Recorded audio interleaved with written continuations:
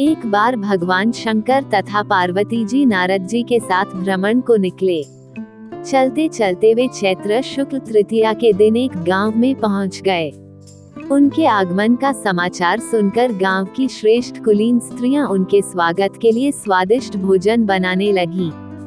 भोजन बनाते बनाते उन्हें काफी विलंब हो गया, किंतु साधारण कुल की स्त्रियां श्रेष्ठ कुल की स्त्रियों से पहले ही थालियों में हल्दी तथा अक्षत लेकर पूजन हेतु पहुंच गईं। पार्वती जी ने उनके पूजा भाव को स्वीकार करके सारा सुहाग रस उन पर छिड़क दिया। वे अटल सुहाग प्राप्ति का वरदान पाकर लौटी। तत्पश्चात उच्च कुल की स्त्रियां अनेक प्रकार के पकवान लेकर गौरी जी और शंकर जी की पूजा करने पहुंची। सोने चांदी से निर्मित उनकी थालियों में विभिन्न प्रकार के पदार्थ थे। उन स्त्रियों को देखकर भगवान शंकर ने पार्वती जी से कहा, तुमने सारा सुहाग रस तो साधारण कुल की स्त्रियों को ही दे दिया, अब इन्हें क्या दोगी? पार्वती जी ने उत्तर दिया, प्राणनाथ, आप इसकी चिंता मत कीजिए। उन स्त्रियों को मैंने केवल ऊपरी पदार्थों से बना रस दिया है, इसलिए उनका रस धोती से रहेगा, परंतु मैं इन उच्च कुल की स्त्रियों को अपनी उंगली चीरकर अपने रक्त का सुहाग रस दूंगी। ये सुहाग रस जिसके भाग्य में पड़ेगा, वह तन मन से मुझ जैसी सौभाग्यवती हो जाएगी। जब स्त्रियों ने पूजन समाप्त कर दिया, तब पार्वती जी ने अपनी उंगली चीरकर उन पर छिड़क दी। जिस पर जैसा छींटा पड़ा, उसने वैसा ही सुहाग पा लिया। तत्पश्चात भगवान शिव की आज्ञा से पार्वती जी ने नदी तट पर स्नान किया और बालू की शिव मूर्ति बनाकर पूजन करने लगी। पूजन के बाद बालू के पकवान बनाकर शिव जी को भोग लगाया।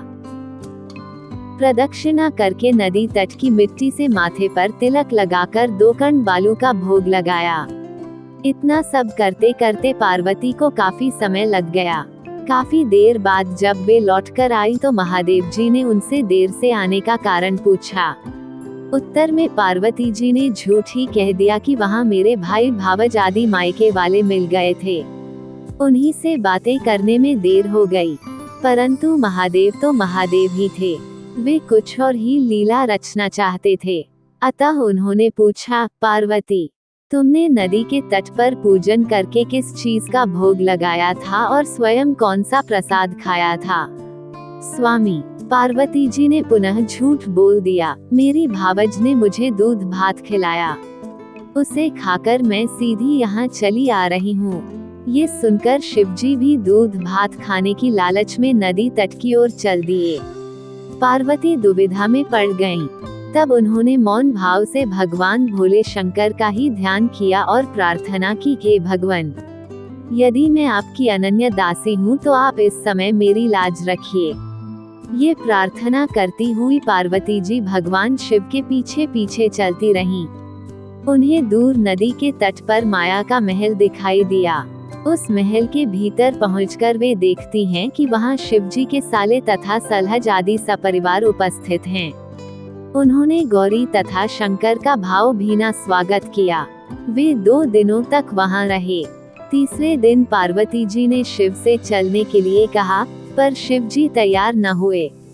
वे अभी और रुकना चाहते थे। तब पार्वती जी रूठकर अकेली ही चल दी। ऐसी हालत में भगवान शिव जी को पार्वती के साथ चलना पड़ा। नारद जी भी साथ साथ चल दिए। चलते चलते वे बहुत दूर निकल आए। उस समय भगवान सूर्य अपने धाम पश्चिम को पधार रहे थे। अचानक भगवान शंकर पार्वती जी से बोले, मैं तुम्हारे मायके में अपनी माला भूल आया हूँ। ठीक है, मैं ले आती हूँ, पार्वती जी ने कहा और जाने को तत्पर हो गईं। परंतु भगवान ने उन्हें जाने की आज्ञा न दी और इस कार्य के लिए ब्रह्मपुत्र नारद जी को भेज दिया। परंतु वहां पहुंचने पर नारद जी को कोई महल नजर न आया।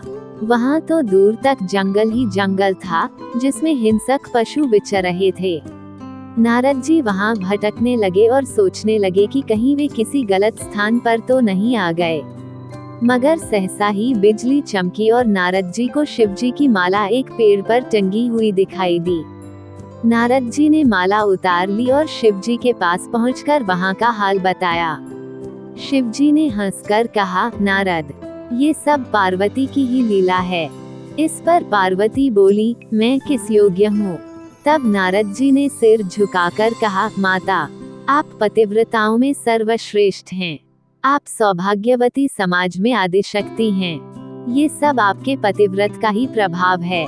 संसार की स्त्रियां आपके नाम स्मरण मात्र से ही अटल सौभाग्य प्राप्त कर सकती हैं और समस्त सिद्धियों को बना तथा मिटा सकती हैं।